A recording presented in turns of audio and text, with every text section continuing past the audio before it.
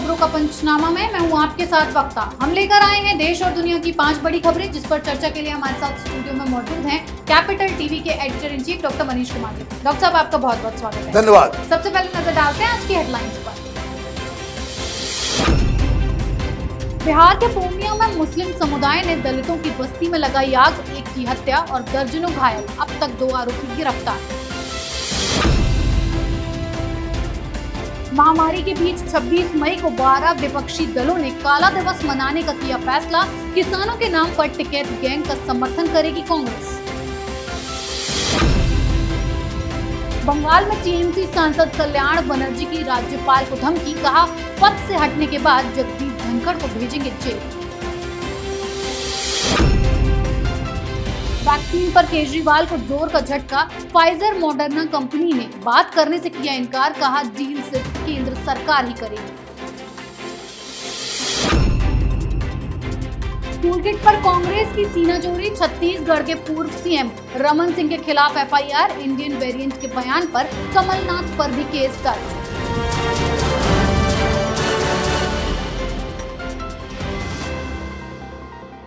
पहली खबर बिहार से। बिहार के पूर्णिया में मुस्लिम समुदाय के गुंडों ने दलितों पर जमकर अत्याचार किया। मजवा गांव में सैकड़ों मुस्लिमों की भीड़ दलित बस्ती में तोड़फोड़ करते हुए घुसी और फिर पूरी बस्ती को आग के हवाले कर दिया।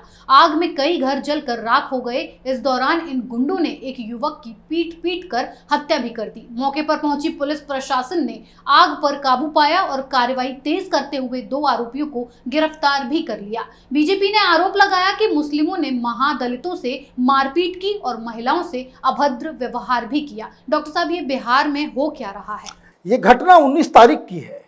इतने दिन बीत जाने के बावजूद नेशनल मीडिया में इस खबर की भनक तक नहीं है और दलितों की बस्ती में आग लगी है।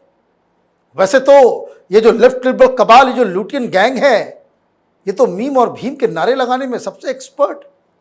दलितों के ऊपर कोई भी अत्याचार होता है तो वॉशिंगटन पोस्ट में खबर छप जाती है और पूर्णिया में एक दलित बस्ती के ऊपर मुस्लिम भीड़ ने न सिर्फ वो लोग घुसे बल्कि वहां पे हत्या भी की, एक एक घर को जला दिया। चश्मदीद बता रहे हैं कि पेट्रोल वगैरह लेकर के आए थे।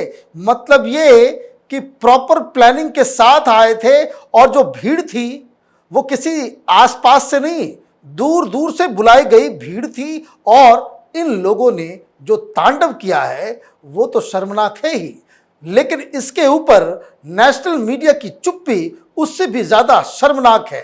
अब मसला बहुत ही सिंपल सा था कि दलित बस्ती, वहाँ पे एक पीडब्ल्यूडी की ज़मीन पे उनकी बस्ती है और ये झगड़ा बहुत पहले से चल रहा है। ये पहली बार नहीं है। 2015 में भी इस तरह से मुसलमानों ने वहाँ जाकर के उत्पात मचाया था।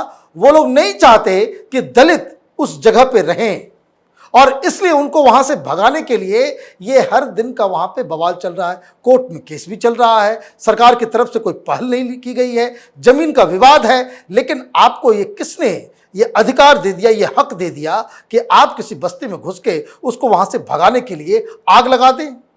अब 2015 से ये घटना शुरू हुई तो 2015 में भी 2 घरों को जलाया गया था, मौत हुई थी और उसके बाद वहां पे पुलिस पिकेट वहां पे बना दिया गया था। हमेशा पुलिस वहां पर रहा करती थी। 2018 में उसको हटा दिया गया और एक बार फिर ये घटना घटी है। और सबसे हैरानी की बात यह है कि 150-200 की भीड़ आई थी, अब तक सिर्फ 2 शख्स को गिरफ्तार किया गया है। जी डॉक्टर साहब, अगली खबर कांग्रेस गैंग के नए ड्रामे पर। कोरोना संकट से निपटने के लिए एक तरफ मोदी सरकार युद्ध स्तर पर काम कर रही है, दूसरी तरफ विपक्ष ने 26 मई को काला दिवस मनाने का ऐलान किया है। टिकैत गैंग की हितैषी 12 विपक्षी पार्टियों ने अब 26 मई को किसानों के नाम पर अपनी सियासत चमकाने का फैसला किया है। ये वही लोग हैं जिन्होंने 26 जनवरी को देश का माहौल बिगाड़ा था, अब भीड़ जुटाकर देश में कोरोना फैलाने का काम कर रहे हैं। डॉक्टर साहब, इस संकट काल में भी इस विपक्षी पार्टी को सिर्फ अपनी राजनीति चमकाने की पड़ी है। राजनीति इनके अलावा कुछ कर भी नहीं सकते हैं। उनको लग रहा है कि यही मौका है। कमलनाथ किस तरह से पकड़े गए वीडियो में बोलते हुए कि आग लगा दो, यही वक्त है।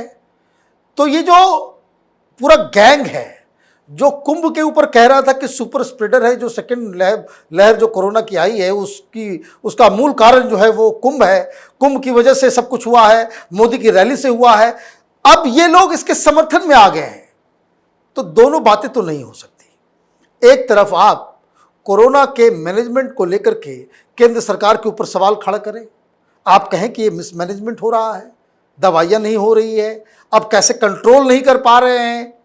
एक तरफ तो कमलनाथ ये कहेंगे कि मेरा भारत महान नहीं, मेरा भारत कोविड हो गया है, और दूसरी तरफ भारत में कोविड फैले, कोरोना का कहर जो है अलग इलाकों में फैल जाए, गांव में फैल जाए, किसान मर जाए उससे, उसके लिए आपके नेता सोनिया गांधी और तमाम ये सब, उद्धव ठाकरे हो, ममता बनर्जी हो, स्टालिन हो, डी राजा हो, शरद पवार हो, येचुरी हो, अखिलेश यादव हो, ये सारे के सारे जो है इनके साथ आप खड़े भी हो जाते हैं कि भाई बुलाओ, भीड़ बुलाओ। तो ये दोनों बातें नहीं चलेंगी। आज जिस तरह से ये चिट्ठी सामने आई है, जिन पार्टियों ने इस किसान आंदोलन को 26 तारीख को जहां पे जमावड़ा करने में समर्थन दिया है, वो एक तरह से कह दें कि मॉरली उनके पास अब कोरोना को लेकर के भी कोई बयान देने के लायक वो नहीं बचे हैं।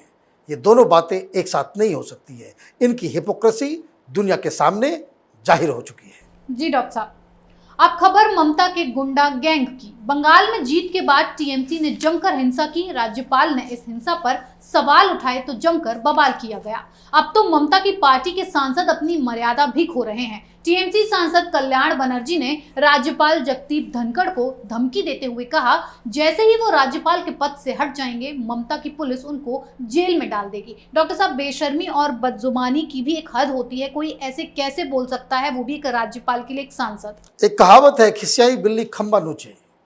टीएमसी ममता बनर्जी की हालत वैसी ही हो गई है। 17 तारीख से उनके चार बड़े लीडर वो जेल की हवा खा रहे हैं, हाउस अरेस्ट में है, उनको वो निकाल नहीं पा रहे हैं। तो आज हाई कोर्ट में भी उनको झटका लगा। उधर झटका लगा, सीबीआई सुप्रीम कोर्ट पहुंच गई। उनको लग रहा है कि वो जेल से निकालने में उनको काफ़ी दिक्कतें होंगी। तो इसलिए ये जो ममता बनर्जी का जो सही प्रवक्ता है, जो कुछ दिन पहले गवर्नर साहब को पागल कुत्ता कह रहा था, विम्सिकल कह रहा था, ब्लड सकर कह रहा था, आज उसने कहा कि भाई हर तृणमूल के लोग वो चले जाएं अपने अपने थाने में और गवर्नर के खिलाफ एफआईआर दर्ज करा दें। अभी तो वो गवर्नर हैं, इसलिए उनके ऊपर कार्रवाई नहीं होगी, लेकिन जैसे ही वो गवर्नर पद से उनकी मुक्ति मिलेगी, वैसे ही उनको ममता बनर्जी पकड़ के प्रेसिडेंसी जेल के अंदर डाल देगी। ये वक्तव्य ऐसा है जो केंद्र सरकार के ऊपर, यहाँ के कानून व्यवस्था के ऊपर, संविधान के ऊपर और सुप्रीम कोर्ट के ऊपर एक तमाचा जैसा है कि एक सांसद इस तरह की बदजुबानी करे और वो खुला रोड पे घूमता रहे, तो ऐसे कानून, ऐसे संविधान, ऐसे सीआरपीसी का इस देश में क्या काम, जो राह चलते संवैधानिक संस्थानों और उनके पद पे बैठे हुए व्यक्तित्वों के बारे में इस तरह की बातें करता हो। जी डॉक्टर साहब, अब खबर केजरीवाल की। कोरोना संकट पर केजरीवाल इतनी नौटंकी दिखा चुके हैं कि अब उनकी बातों को कोई सुनने को तैयार नहीं है।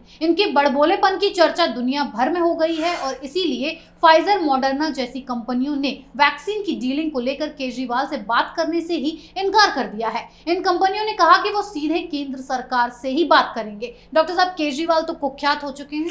देखिए, ये बहुत लंबा चलने वाला एक बहस है कि भाई वैक्सीन कौन दे, किसके पास जाए, कहाँ से दे, कैसे कैसे क्या हो।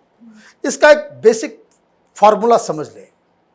केंद्र सरकार वो कोई काम नहीं करेगी जिसको आप कह सकते हैं कि वैक्सीन डायरेक्टली बाहर से आए, प्राइवेट हॉस्पिटल्स में आए, नेताओं के पास आए, अलग अलग एजेंसियों के पास आ जाए, एनजीओ के पास आ जाए और उसके बाद इसकी ब्लैक मार्केटिंग चालू हो जाए। केंद्र सरकार की जो अभी वैक्सीनेशन की पॉलिसी है वो एक सॉलिड डाटा बेस के ऊपर है। कौन सा वैक्सीन हिंदुस्तान आया, कौन सा वैक्सीन हिंदुस्तान में बन रहा है और वो किसे लगाया, कौन लगाया, इसकी पूरी जानकारी, उसकी पूरी ट्रेसिंग वो होना लाजमी है। अदरवाइज अगर सारे नेताओं को ऐसे ही छोड़ दिया जाए, सारे सरकारों को ऐसे ही छोड़ दिया जाए कि आप अपने अपने हिसाब से मंगवा लो, तो यकीन मानिए कि हिंदुस्तान के अंदर में वैक्सीन की जो कालाबाजारी होगी, वो अब तक जो ऑक्सीजन की जो हो रही थी, ऑक्सीजन सिलेंडर्स की, वो कम पड़ जाएगा। और एक बात और इसमें यह भी समझना ज़रूरी है कि हिंदुस्तान में कई सारे इलीगल लोग रहते हैं, बांग्लादेश से आए हुए, ये रोहिंग्या आए हुए, कई इस तरह के लोग हैं जो हिंदुस्तान में छिपे हुए हैं, बहुत सारे नक्सली छिपे हुए हैं, वो अलग देश बनाना चाहते हैं। तो उन लोगों तक ये जो विपक्ष की पार्टियां हैं, जो उनकी मदद से चुनाव जीतती हैं, उनको पहुंचाने का भी काम करेगी। उस पर भी हिंदुस्तान की खुफिया एजेंसियों की नज़र है। तो ये जो लोग बवाल मचा रहे हैं कि भाई हमको तो मेरे पास आ जाए, हम एनजीओ को दे दें, फिर मालूम चला कि भाई अभी देखिए किस तरह से खबरें आ रही है कि जहां जहां कोरोना फैला हुआ है, गांव गांव में क्रिश्चियन मिशनरी अपने काम पे लग गया है। मालूम चला कि वो जीसस क्राइस्ट का वाटर बता करके वो डालेंगे और हिंदुओं को जो क्रिश्चियन बना के, तो बहुत सारा तमाशा हो सकता है। तो कोई भी पॉलिसी बने, राज्य सरकार के पास भी जाए या केंद्र सरकार के पास जाए, उसकी अकाउंटेबिलिटी, उसका पूरा सिस्टम जब तक तय नहीं हो, तब तक किसी भी राज्य, किसी भी जगह, किसी भी एनजीओ, किसी भी एजेंसी, किसी भी ऑर्गेनाइजेशन के हाथ में ये वैक्सीन नहीं जाना चाहिए। जी डॉक्टर साहब, आखिरी खबर एफआईआर वाली राजनीति पर। टूल किट और इंडियन वेरिएंट वाले बयान के मामले पर कांग्रेस इतनी बुरी तरह फंस गई है कि अब वो बौखला गई है और बदले की राजनीति पर आमदा है। चीन को क्लीन चिट देने और कोरोना के इंडियन वेरिएंट वाले बयान पर कांग्रेस के वरिष्ठ नेता कमलनाथ पर एफआईआर दर्ज हो गई है। उधर टूल किट को लेकर घिरी कांग्रेस ने बौखलाकर छत्तीसगढ़ के पूर्व सीएम और बीजेपी के वरिष्ठ नेता रमन सिंह के खिलाफ एफआईआर दर्ज करा दी। इस कार्रवाई के खिलाफ रमन सिंह ने थाने के सामने धरना भी दे दिया। डॉक्टर साहब, कांग्रेस तो चोरी ऊपर से सीना चोरी जैसा काम कर रही है। देखिए, ये कांग्रेस पार्टी की नई स्ट्रेटजी जो समझ में आ रही है। अर्नब गोस्वामी ने सोनिया गांधी का नाम ले लिया तो क्या हुआ था, देश भर में 2000 एफआईआर जो अर्नब गोस्वामी के खिलाफ डाल दिया गया, उसका फायदा क्या हुआ? कुछ नहीं हुआ। अर्नब गोस्वामी सुप्रीम कोर्ट गया, सुप्रीम कोर्ट में कहा गया कि भाई सारा जो केसेस जो है वो एक जगह उसको कन्वर्ट कर दो। तो अगर राजनीति कोर्ट रूम से की जाएगी, वो पार्टी तो चुनाव नहीं जीत सकती। कमलनाथ ने जो बयान दिए, अगर वहां की सरकार या बीजेपी या सारे लोग उसके खिलाफ कोई एफआईआर करते हैं, मेरे हिसाब से गलत है। वो गलत इसलिए है, राजनीति का जवाब राजनीति से होना चाहिए। देश की जनता इतनी बेवकूफ नहीं है। अगर कोई लीडर ये कह रहा है कि हिंदुस्तान में इंडियन वेरिएंट है, तो लोग समझ में आता है लोगों को कि ये जो है हिंदुस्तान को बदनाम कर रहा है। जब लोगों को ये मालूम चलता है कि भाई कांग्रेस पार्टी राहुल गांधी का एक सीक्रेट डीलिंग है कम्युनिस्ट पार्टी ऑफ चाइना से, और जब ये कोई बात कहते हैं जिसमें चाइनीज इंटरेस्ट समझ में आता है, तो देश की जनता जानती है कि भाई ये ऐसा क्यों बोला जा रहा है। जब वो कह रहे हैं कि भाई मेरा भारत महान नहीं, मेरा भारत कोविड है, तो लोगों को गुस्सा आता है।